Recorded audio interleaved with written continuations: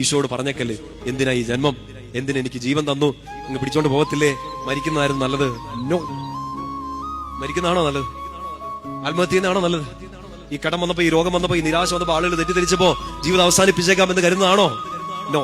എന്നാ നിരാശ വന്നാലും, എന്നാ കടം വന്നാലും, എന്നാ രോഗം വന്നാലും, ആൾക്കാർ ചുറ്റും നിന്ന് തെറ്റിദ്ധരിച്ചാലും, ചുറ്റും നിന്ന് കൂരമ്പുകൾ ചെയ്താലും എന്റെ ജീവിതം വിലയുള്ളതാണ്. ആര് തന്ന വിലയാണ്? ഈശോ തന്ന വില. നിങ്ങളിത് വിശ്വസിക്കുന്നുണ്ടോ? ഇതൊന്ന് മനസ്സിലാക്കി എടുത്താൽ നേരെ നിൽക്കും. നമ്മൾ നേരെ നിൽക്കും.